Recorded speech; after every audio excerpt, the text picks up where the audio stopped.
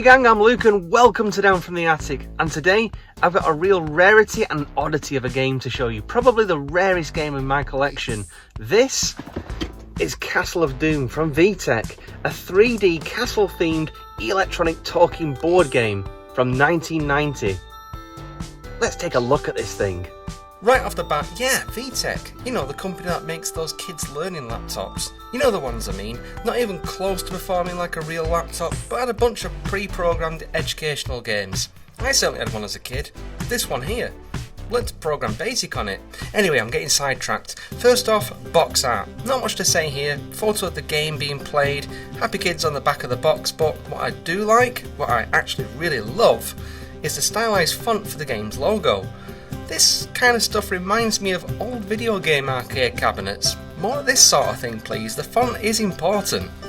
I got this game sealed, it had never been played with, so everything was minty fresh in the box. Yep, 30 years old and never been touched.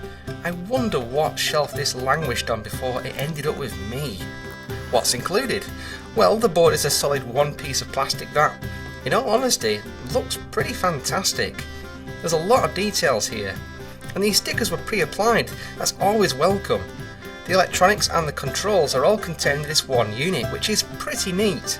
The board itself is quite small. It's not tiny, but considering the size of the box, yeah, it's smaller than what you'd expect. There's this golden dragon that sits in this place near the speaker, 2 archers, a knight, and the 4 coloured play pieces. I pity these aren't also knights too, but they're serviceable. Unusually, the knights and archers are made of rubber, and not hard rubber. These are soft rubber, and I have absolutely no idea as to why. This doesn't come into play at all. So to make them rubber, it's a really odd choice. Setup. Everyone starts with one of these little nubs outside the castle, and you turn the game on. And it's really as simple as that. Press player button. Switch the game on, and it'll play a little musical ditty. And the game will ask you how many people are playing. Press the player button to select. Once the players are selected, the game will ask player 1 to press the dice. Player 1, move forward to space 1. Immediately, you'll notice that rather than saying how many places to move forward, the game will tell you which square to move to. Player 2, move forward to space 4. It's definitely weird. Whereas games like Mold Madness will tell you how many spaces to move, this game precisely tells you which square you're going to. Player 1, move forward to space 1, 8. Moving along the board, you might land on one of these compass squares. If you do, the game will beep and indicate you pressed the compass button. Player 1, move forward to space 1, 3. Pressing this, you run the chance of accessing a secret passageway and moving further to another compass square, or backwards.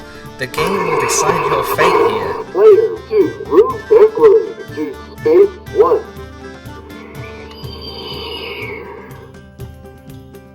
If you land in the same space as an opponent, you can battle them. Press the button with the 2 people fighting and you'll hear 2 swords clashing and a groan.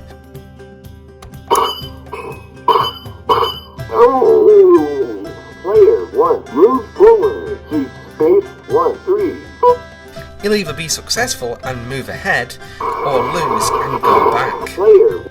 The green squares on the board indicate the squares in which you're in range of attack from the archers and the knight. Landing on one of these, you have to press the green battle button to duel.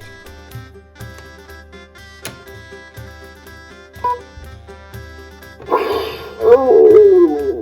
Lose 1 turn.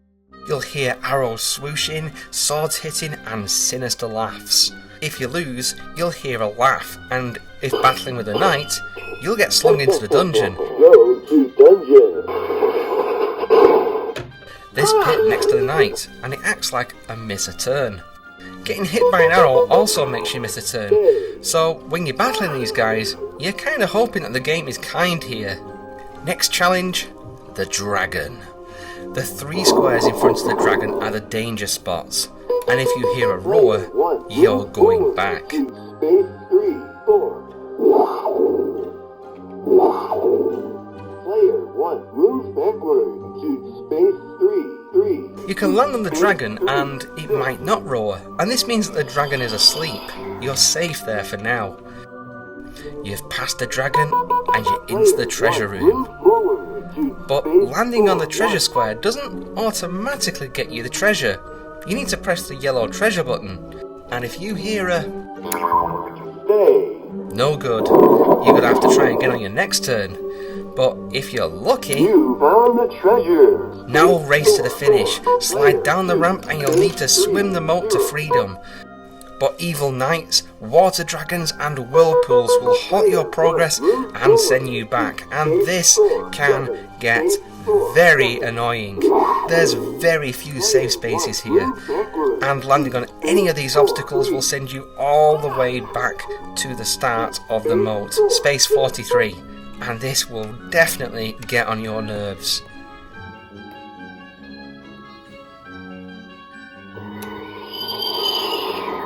Player 1 moves backward to space 4.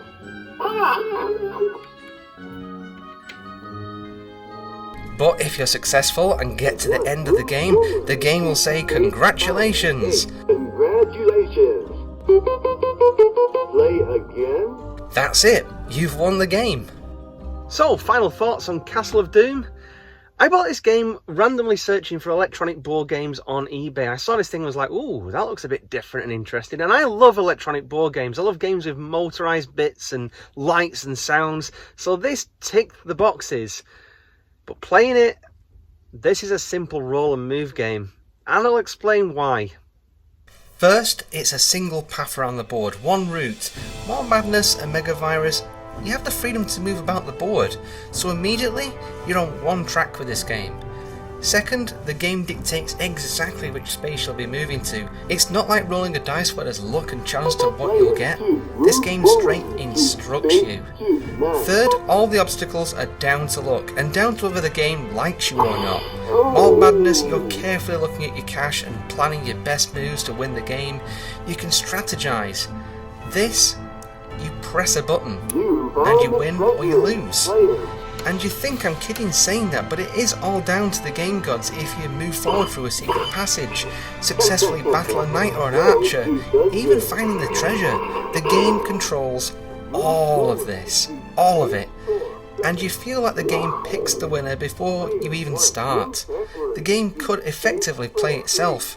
All you really do is move the pieces along and press the buttons. I can imagine that younger kids would get a kick out of the sound effects and the 3D board because those are cool. But the game itself, this is very much on the rails. And I mention kids liking the game because as an adult, the talking and the sound effects, they can get really annoying after a while. The voice is monotone and robotic, and not in the fun or Megavirus way. There's ambient sounds of wind blowing and crows cawing and lightning bolts. And with the swords crashing in battles, roaring dragons, snickering knights, you kind of want this thing to just shut the hell up after a while. This is an exceptionally rare game, and since buying this, I've kept an eBay search going in case other copies show up, and nothing, not a one. And any information regarding this game, there's absolutely nothing. Which just makes it even more bizarre. Why would VTech throw their hat in the ring in making board games? Everything about this in some way is bizarre and odd, like the pieces, the materials and the manufacturer. And having played this, I can kind of understand why VTech went back to making educational toys. This really isn't a brilliant board game at all. Like I said, it is rare, and I took a chance on this thing because I saw electronic talking game. I was like, ooh, talking game, I'm gonna have to try that. But I would not go out of your way to hunt this one down.